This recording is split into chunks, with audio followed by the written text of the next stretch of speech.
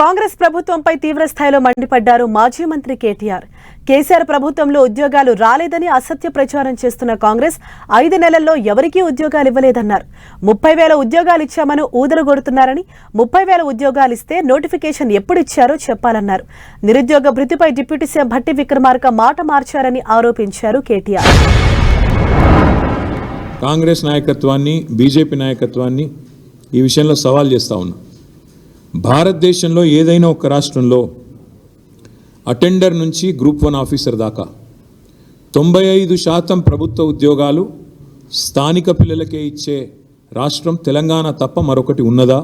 దయచేసి ఉంటే తెలంగాణ యువతకు చెప్పాలి అని చెప్పి నేను కాంగ్రెస్ నాయకత్వాన్ని, బీజేపీ నాయకత్వాన్ని సవాల్ చేస్తా ఉన్నాను. ఎందుకు కాంగ్రెస్ బీజేపీ అంటున్నా అంటే ఈ రెండు పార్టీలే మరి భారతదేశంలో 75 ఏళ్ళుగా రాష్ట్రాల్లో కానీ కేంద్రంలో కానీ అధికారాన్ని చెలాయించింది, అధికారాన్ని అనుభవించింది, ఈరోజు కూడా అనుభవిస్తున్నది. ఇప్పటికి కూడా భారతదేశంలోని 28 రాష్ట్రాల్లో అధికారాన్ని నిర్వహిస్తున్నది ఈ రెండు పార్టీలే. కాంగ్రెస్ ప్రభుత్వం వచ్చినాక రేవంత్ రెడ్డి గారు 30,000 ఉద్యోగాలు ఇచ్చినానని ఊదరగొడుతున్నాడు. వాళ్ళ గ్రాడ్యుయేట్ ఎమ్మెల్సీ ఎన్నికల్లో కూడా వాళ్ళ అభ్యర్థులు, వాళ్ళ నాయకులు కూడా నిస్సిగ్గుగా అదే అబద్ధాన్ని వల్లవేస్తూ ఉన్నారు.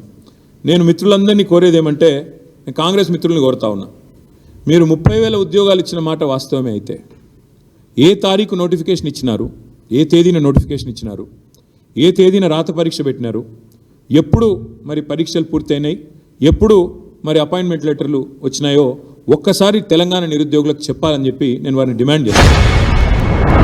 ఇవాళ రేవంత్ రెడ్డి ఇచ్చిన 32,000 ఉద్యోగాలని చెప్పి ఏదైతే పచ్చి అబద్ధం చెప్తున్నాడో ముఖ్యమంత్రి స్థాయిలో ఉంటూ కూడా తెలంగాణ యువతను ఇవాళ అమాయకులు, వీళ్ళకి తెలివి లేదనుకొని ఇష్టం వచ్చినట్టు రేవంత్ రెడ్డి గారు అబద్ధాలు చెప్తున్నాడో ఆ విషయంలో రేవంత్ రెడ్డి గారి దుర్మార్గాన్ని బట్టబయలు చేసే ఇది. మాకంటే ఎక్కువ రిక్రూట్మెంట్ చేసిన ఒక్క ప్రభుత్వం కాంగ్రెస్ది కానీ బీజేపీది కానీ భారతదేశంలో ఎక్కడన్నా ఉంటే నేను రేపు ఈ టైం కల్లా రాజీనామా చేసి పోతా. ఇది నా ఆఫర్ వాళ్ళకి. ఇది ఎన్నికలప్పుడు కూడా చెప్పాను, రాహుల్ గాంధీకి చెప్పాను, బీజేపీ వాళ్ళకి చెప్పాను. తెల్లారి లేస్తే నోటికి వచ్చినట్టు వాగడం కాదు, దయచేసి చూపెట్టండి.